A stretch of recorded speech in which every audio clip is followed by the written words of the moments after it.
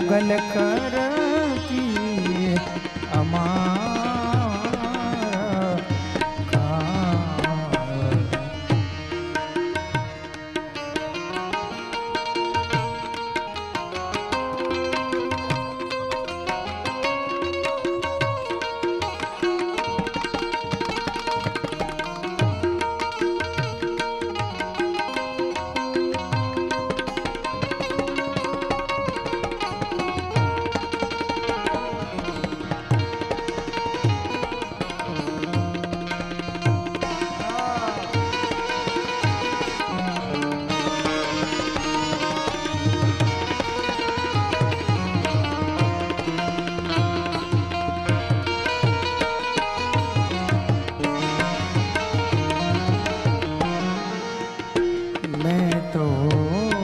કરુણાના કળશ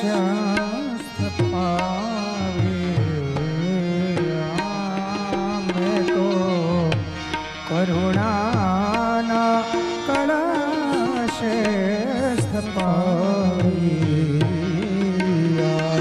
અને પાટે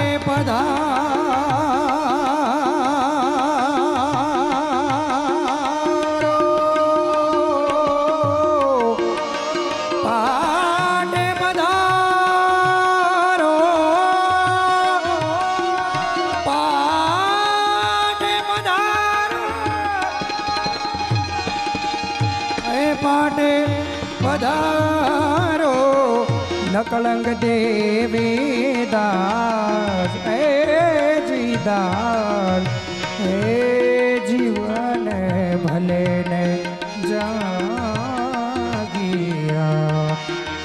મેં તો સુધરે એ હૃદયથી તમને સેવી સુધરે હૃદયથી તમને સેવિયા.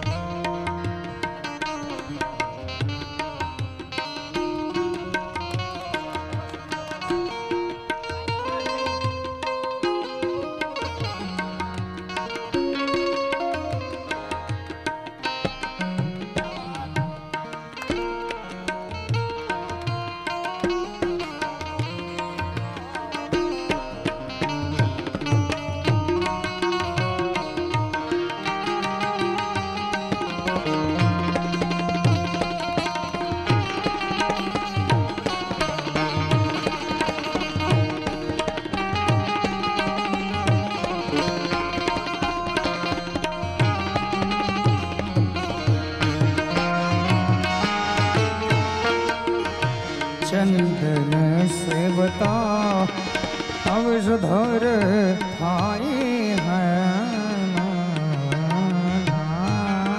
ચંદન હે ચંદન સેવતા વિષધર થાય સેવતા હે વિષધર થાય થયો એને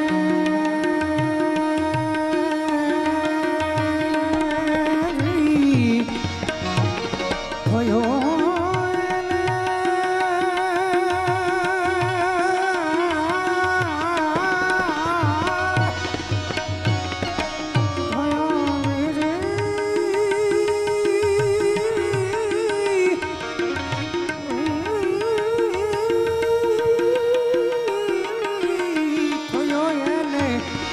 ચંદનનો સંગ સદગુરુ એવા ગોતી ધ્યાન ગુરુ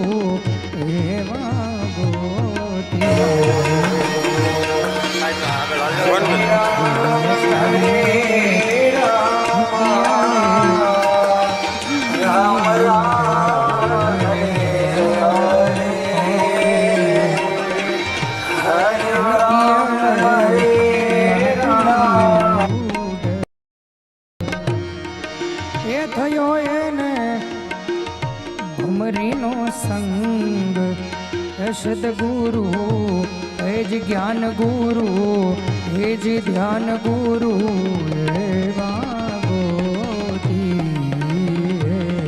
હે સદગુરુ એવા ગોતી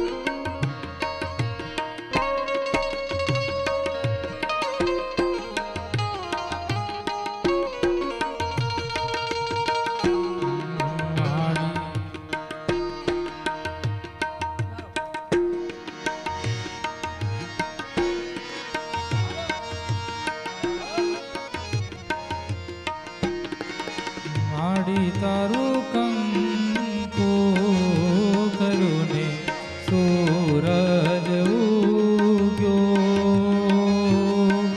માડી તારું કંકુ કરુને સૂરજ ઉગ્યો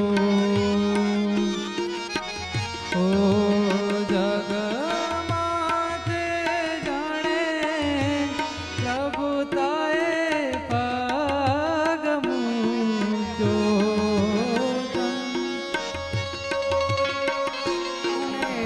સૂરજ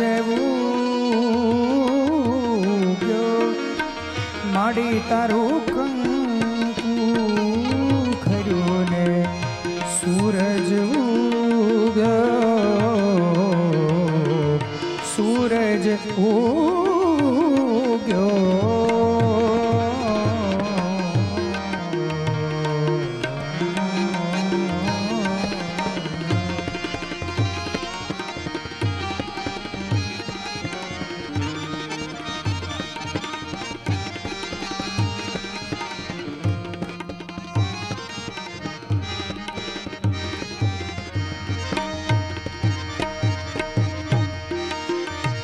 મથુરાના રાજા થયા છો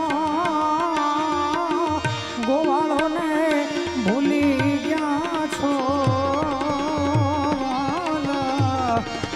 એ મથુરાના રાજા થયા છો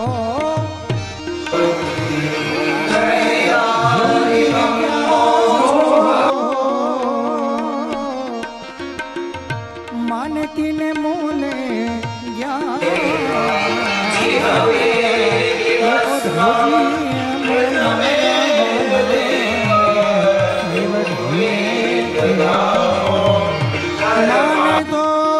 મનાવી લેજો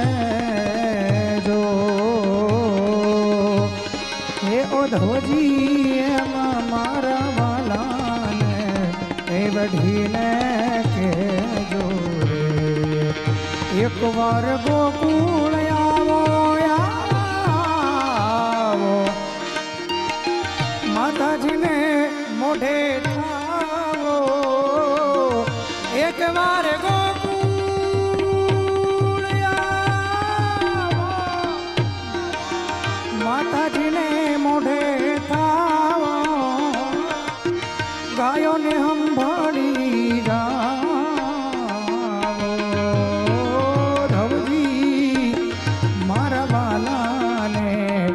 વઢીને કેજો માને તો મનાવી લે જો રે ઉધવજી મારા વાલાને એ વઢીને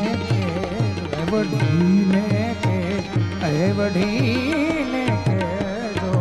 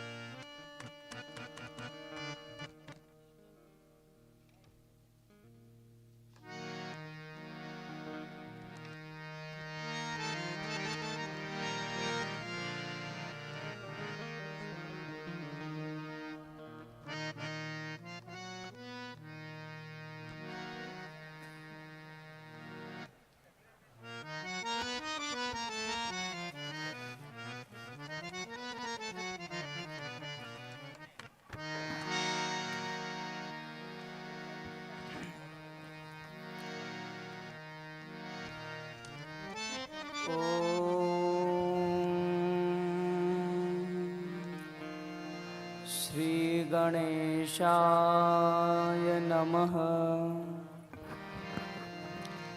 ઓમ શ્રી સરસ્વત્यै નમઃ.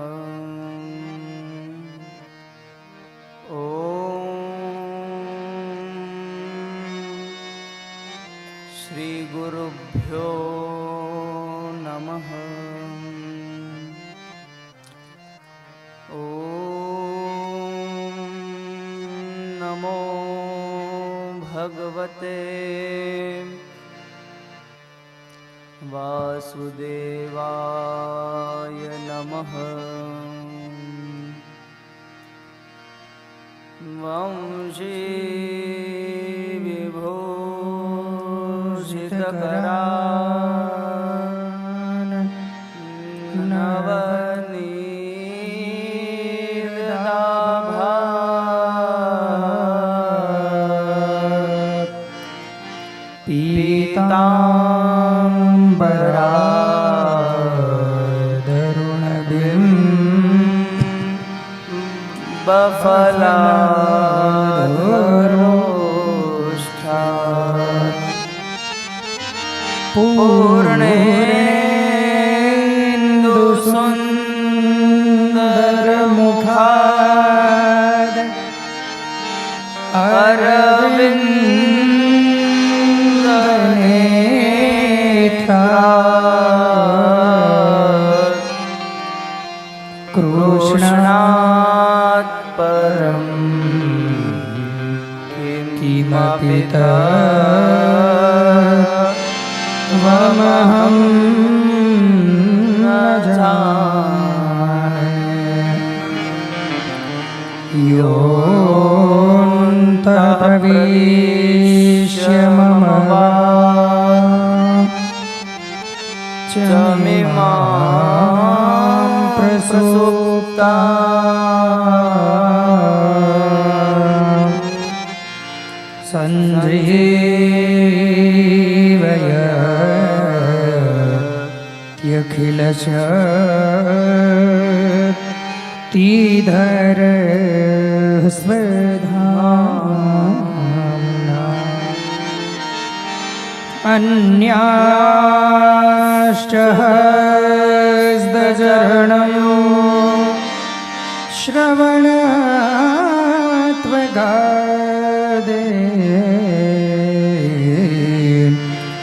प्राणान्नमो भगवते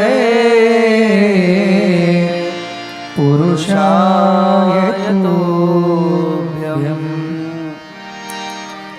कृष्णत्वदीयपदपङ्कजपञ्जरान्ते अद्यैव मे विशतु मानसे राजहंस. प्राणः प्रयाण समये कफवात पित्तैः कंठावरोधनविधौ स्मरणं कृतस्तं. यं प्रव्रजन्तमनुपेतमपेतकृत्यं द्वैपायनो विरहकातरयाजुहाव पुत्रेति तन्मयतया तरवो विनेदो स्तं सर्वभूतहृदयं मुनिमानतोऽस्मि.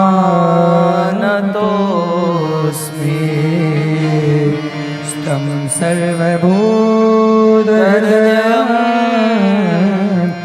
मुनिमानतोऽस्मि।